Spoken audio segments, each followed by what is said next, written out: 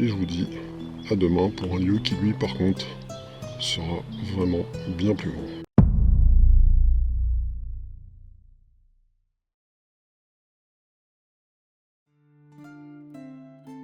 Après les quelques kilomètres parcourus hier jusqu'au jardin aux moines, je reprends ce matin mon vélo électrique en direction du Val sans retour. Alors le trajet est un peu exigeant, mais les paysages en valent largement la peine. Et malgré les efforts de la veille et de ce matin, je dois dire que je me sens plutôt bien. La nuit dernière m'a vraiment permis de bien récupérer. À cette heure et en cette saison, je m'attends à ce qu'il n'y ait presque personne au Val sans retour, habituellement, comme tous les autres lieux que nous avons vus jusqu'ici, très touristiques. Cela nous permettra de profiter du calme et de nous immerger dans l'atmosphère du lieu. Alors, tant mieux. Aujourd'hui, nous allons explorer un vieux moulin en ruine et l'Arbre d'Or, tous deux à l'entrée du Val. Le moulin, bien moins connu que l'Arbre d'Or, mérite pourtant qu'on s'y attarde. Témoin silencieux d'une époque révolue, il est souvent oublié au profit du récit qui entoure l'Arbre d'Or. C'est vrai que ce dernier attire bien évidemment bien des regards, mais le moulin possède aussi son propre charme et une histoire tout aussi intéressante. Bref, c'est déjà le 4e jour de mon exploration de la forêt de Brocéliande, et j'essaye de m'éloigner des légendes habituelles pour vous présenter 2 lieux au récit bien plus concret.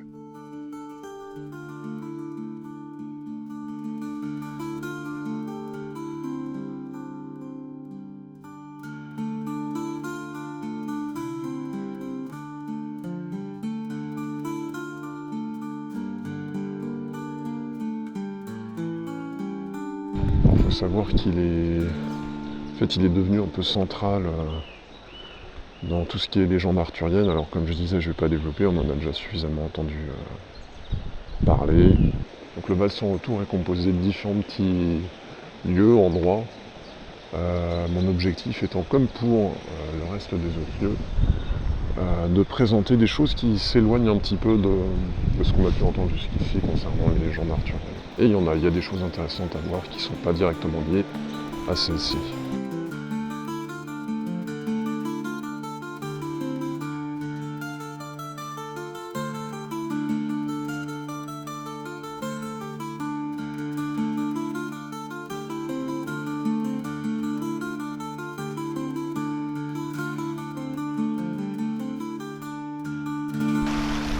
Alors, près d'une cascade, enfin juste à côté d'une cascade, c'est pour ça qu'on a pas mal de bruit là.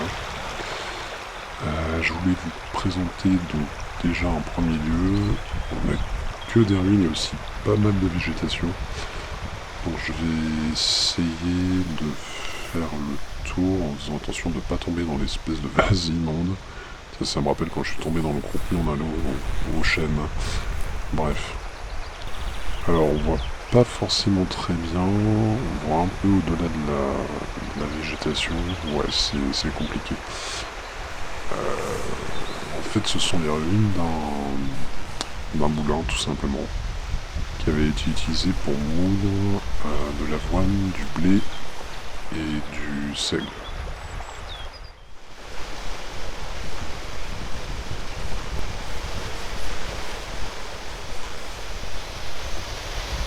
Donc, je vais essayer de passer par là. Ouais.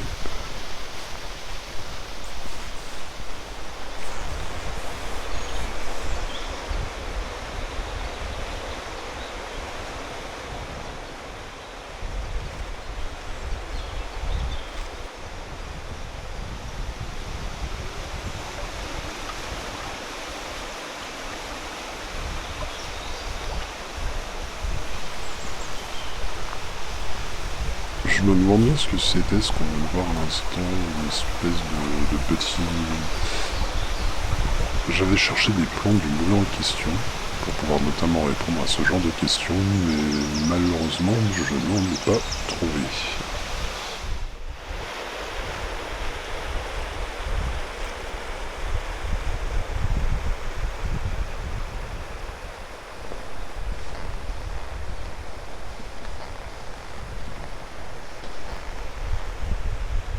Ouais, je sais pas ce que c'est.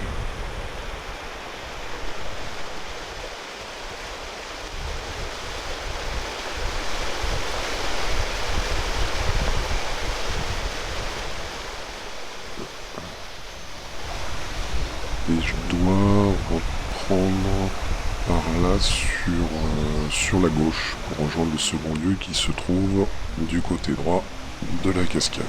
Allez.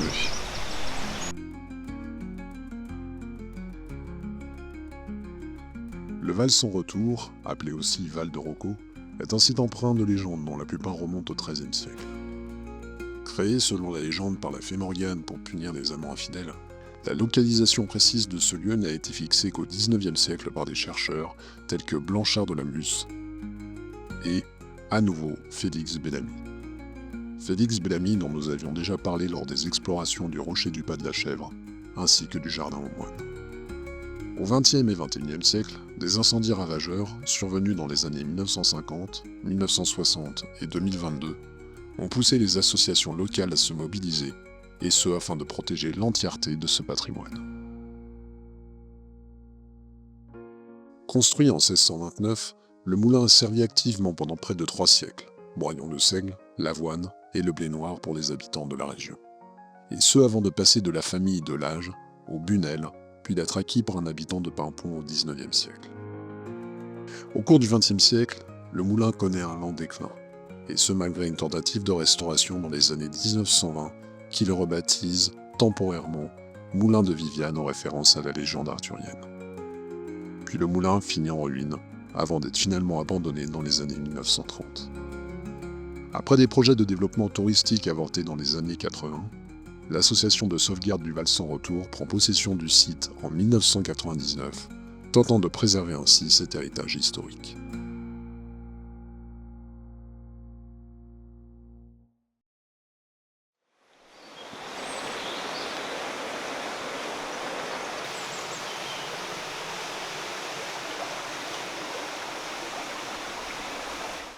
En introduction, je vous avais parlé de plusieurs incendies, enfin un grand incendie qui s'était déroulé, alors il y en a eu un plus récemment malheureusement. En 90, il y a eu un grand incendie. Et un an plus tard, M. Devant a doré un arbre en mémoire de cet incendie. Et autour, si vous regardez bien, alors moi j'en vois que 4. Ah non, il y a peut-être un 5e qui est tombé au sol en fait, sur la gauche. Un arbre calciné en mémoire justement de cet incendie, du fait que la forêt a pu se régénérer. Et quelque chose auquel j'avais pas fait attention, c'est qu'en fait il y a plein de petits... Ah mais j'avais pas vu ça. Alors je sais pas ce que c'est censé représenter, en fait il y a plein de petites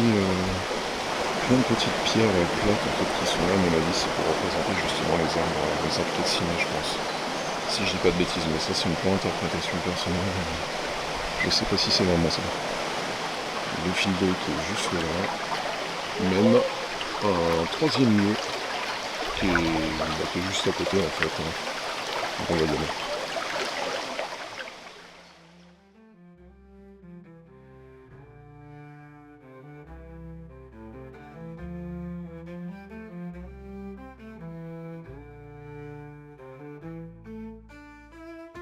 En 1990, un incendie dévaste plus de 400 hectares de landes dans la forêt de Brocéliande, laissant une nature meurtrie et défigurée.